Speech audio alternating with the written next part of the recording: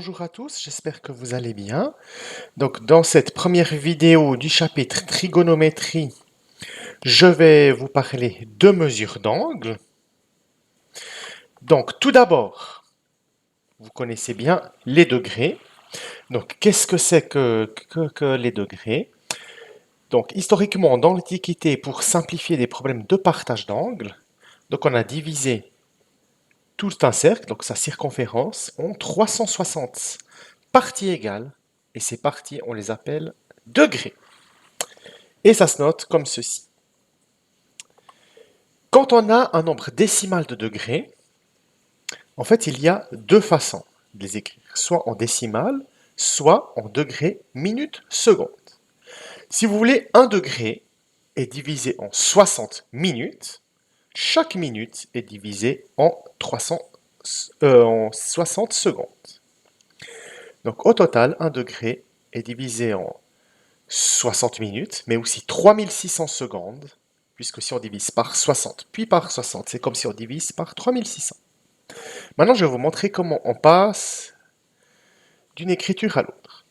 Donc tout d'abord, 20 degrés, 30 secondes, 18 minutes. Bah déjà, c'est 20 degrés. Après 30 minutes, c'est quoi? Donc vous vous rappelez que des minutes, c'est des degrés divisés en secondes. Donc c'est 30 soixantièmes. C'est 30 degrés sur 60. Et puis 18 secondes, c'est 18 degrés sur 3600. Donc c'est-à-dire sur 60 et re sur 60. Donc si on calcule tout ça, on trouve 20,505 degrés. Maintenant, comment est-ce qu'on passe de 20,505 degrés à 20 degrés 30 minutes 18 secondes? Bah déjà, 20,505 degrés, c'est 20 degrés plus 0,505 degrés. Donc on retient les 20 degrés, et les 0,505 degrés, en fait, on va les convertir en minutes. Bah, comment on fait? On fait x 60. Ça fait 30,3 minutes.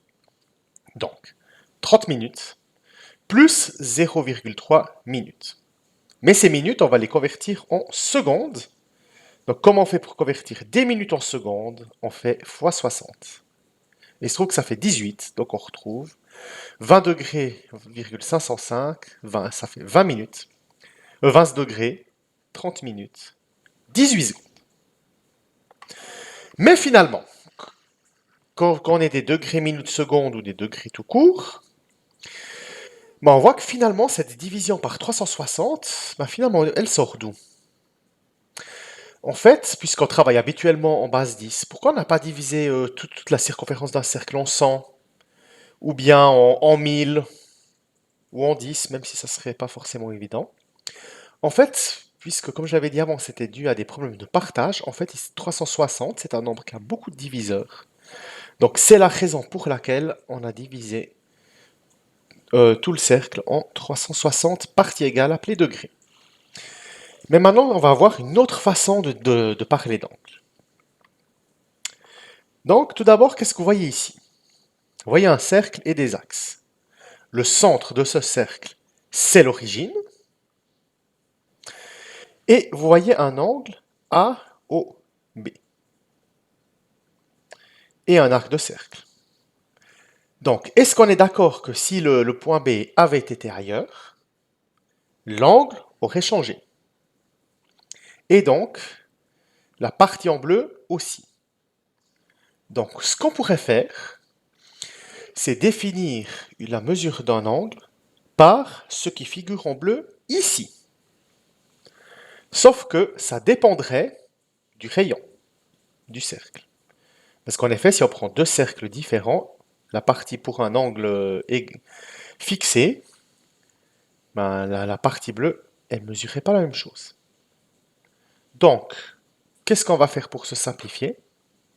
On va prendre un cercle de rayon 1. Définition, le cercle trigonométrique, c'est un centre de rayon 1 centré en l'origine. Maintenant, la mesure d'un angle en radian, c'est quoi? Bah déjà, c'est un nombre dans la mesure correspond à, à la longueur de la partie bleue que vous voyez. Et puis si vous voulez, l'angle, il a un sens. Le sens positif, le sens négatif. Et le sens positif, donc contraire aux aiguilles d'une montre, ça s'appelle le sens trigonométrique. Donc si on va de A vers B, eh bien, la mesure sera positive. Si le point B, je l'avais mis là, et qu'on allait de A vers B, ce serait négatif. Et cette mesure-là, ça s'appelle les radians. Donc en résumé, un radian, ben, qu'est-ce que c'est? C'est la mesure de l'arc de cercle correspondant sur le cercle trigonométrique. Donc, parce qu'en fait, vous voyez, donc, comme je l'avais dit, que si on change l'angle alpha, le segment, enfin la partie rouge, va changer de mesure. Et il y a un signe, positif, négatif. Comment est-ce qu'on fait pour convertir des degrés en radians et vice-versa? En fait, c'est des règles de 3. Tout le tour d'un cercle, c'est 360 degrés. Mais c'est aussi le périmètre du cercle. 2π fois le rayon, 2π fois 1, 2π. Donc 360 degrés, c'est 2π. 180 degrés, c'est la moitié de 360, mais c'est la moitié de 2π, c'est π. Donc, pi radian, ça correspond à 180 degrés. Et si on veut savoir pour 33 degrés, par exemple, ben, règle de 3, 360, donc 30 degrés, on se demande combien c'est. Et puis, soit on compare avec 360 degrés, 2 pi radian, ou alors 180 degrés, ça fait pi. Voilà ce que j'avais à vous dire pour la mesure des angles. À bientôt pour une prochaine vidéo.